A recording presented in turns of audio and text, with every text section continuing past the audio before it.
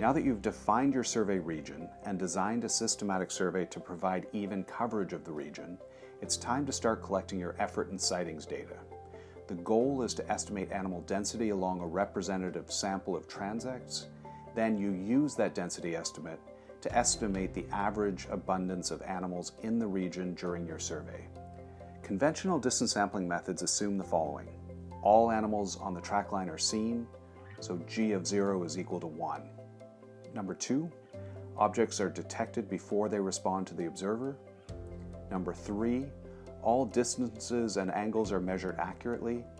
Number 4, school sizes are recorded accurately. Until now, we've focused on assumptions that are handled at the survey design phase, but these assumptions are addressed in the field. Good field methods are essential to producing good abundance estimates. We run CyberTracker on a GPS-enabled handheld computer to record when we start and end a transect, but there are many ways to record data in the field.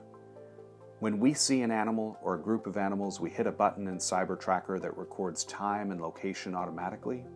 Some advanced analyses use that spatial information, but if you don't have this equipment, just record which sightings were made on each transect, along with the distance and angle. Don't forget to record a 0 if you survey a transect and do not see any animals. Searching with binoculars, looking well ahead of the boat, will help satisfy the first assumption that all animals are seen on the track line, and the second assumption that animals are seen before they respond to the boat. We usually have one observer covering the port side and one covering the starboard side. We like to have them overlap a little bit to help ensure that all animals on the track line are seen. But for species that spend a lot of time underwater, this assumption will be violated, and that's okay.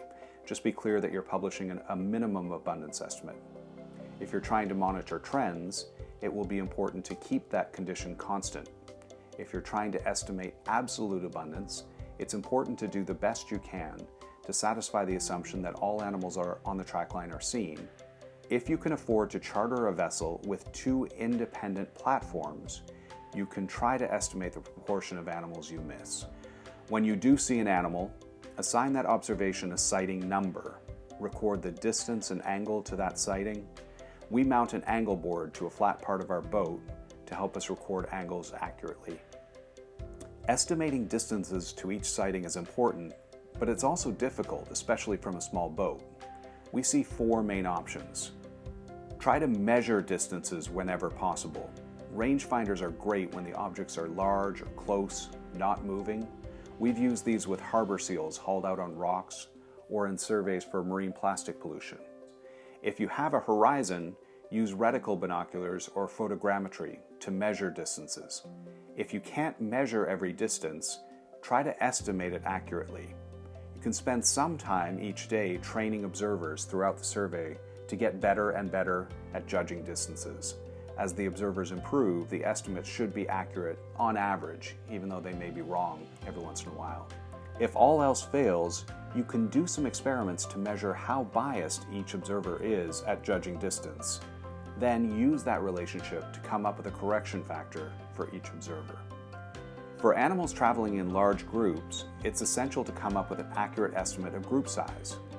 We have used a few different options over the years. You can have different observers estimate group size independently and take an average. For extremely large groups, you can record your best, low, and high estimates of group size and incorporate that uncertainty into your final abundance estimates.